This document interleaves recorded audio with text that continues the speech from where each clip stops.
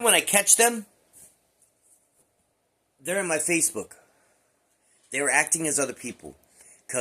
So I meet that girl that I met, Michelle, in 2020. We date. She ends up going to jail. Now, I think they put her in jail to scare her. I think, unless she was already a part of the investigation, because she had two ankle bracelets on, one on each ankle. And it was like, that's me picking horrible women, I know. But we enjoyed each other's company, and the only problem with the whole thing was that I wasn't clean. So she kept taking one ankle bracelet off, though, and leaving it in her book bag or really close to me while she would go in and out of places. And I did wonder about that. But I think that they were trying to monitor me and what I was doing and where I was at. So they take her to jail, though. And she says it's because she was splitting up her ankle bracelets and they couldn't track her all the time.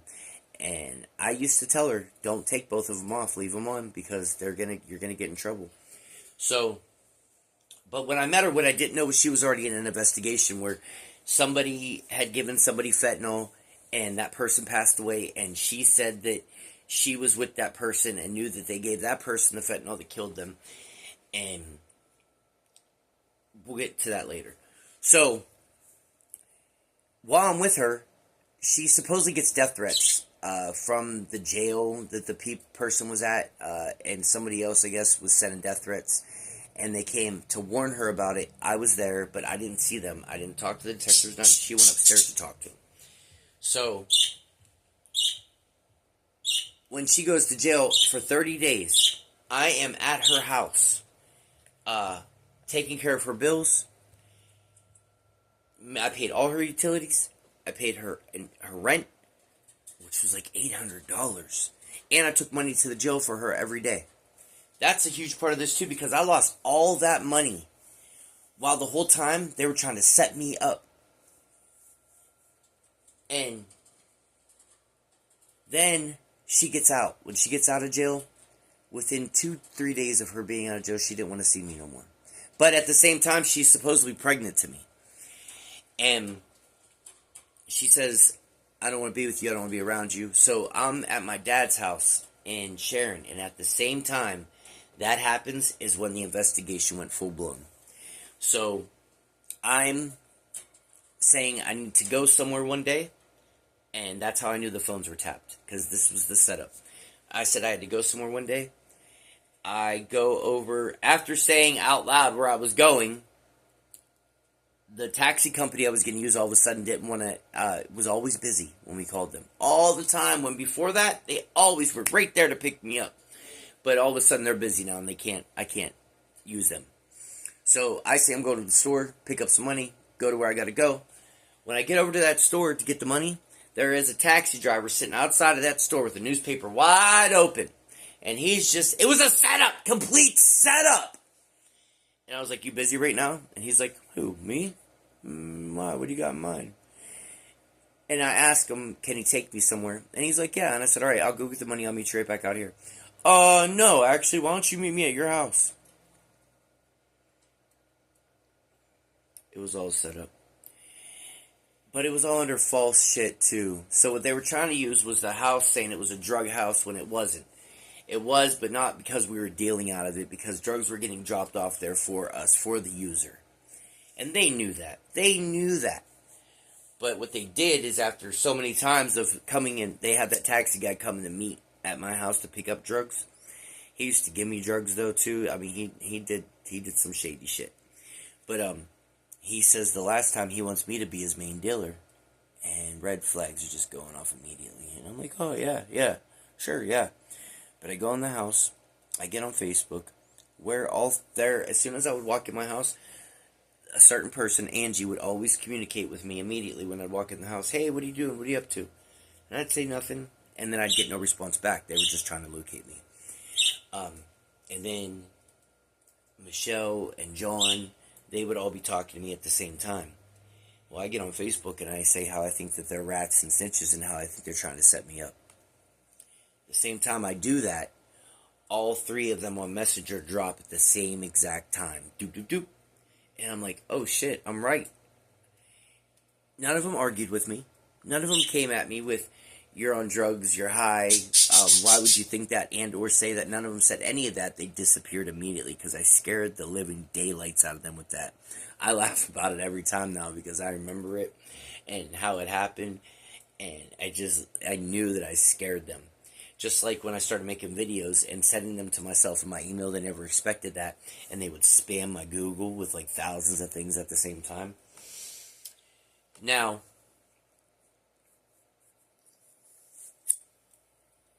once I realized what was going on, I started just posting about it, telling them how I felt, and I had that right to. So,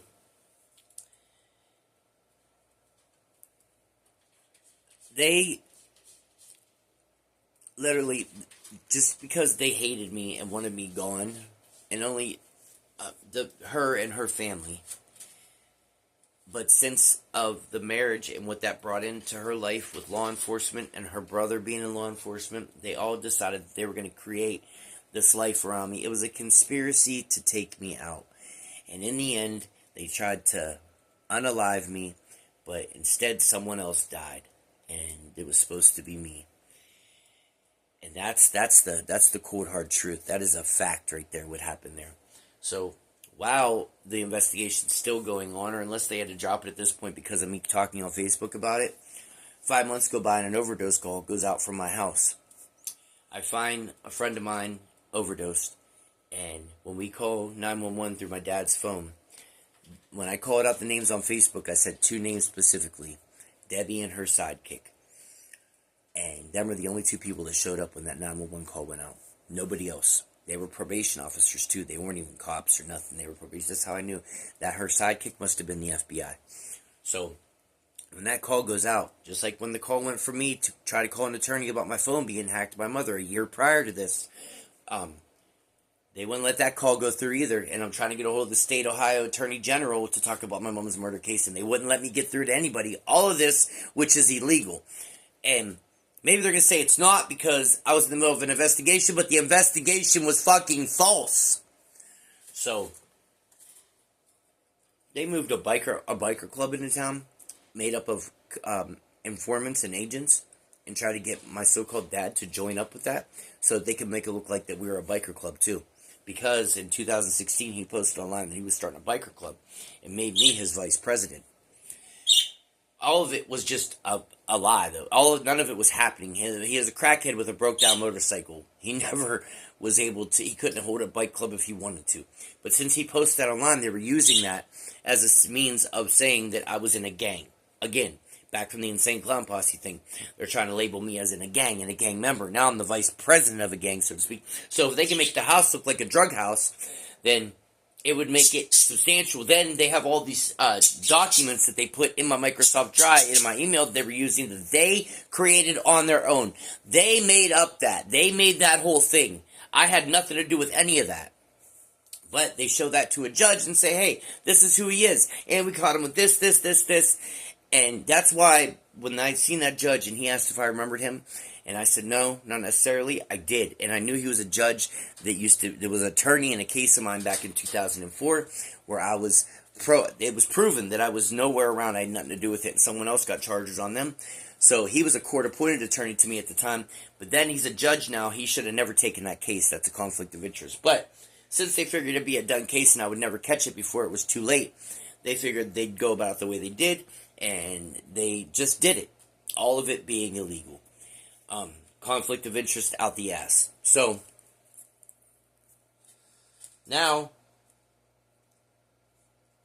they have me, I'm talking about them on Facebook, and when that overdose call goes out, though, when them 2 probation officers show up, instead of an ambulance, instead of the police, it took like 10 minutes for them, after the probation officers get there, for anybody else to show up, because they wanted to make sure it was me. They wanted to watch me die. They wanted to let me just fall away. And that's what their plan was. If it would have been me, I wouldn't be here right now doing any of this because it was supposed to be. But after you realized it wasn't me, they let the other person just die because they figured it would be my fault. And it wasn't.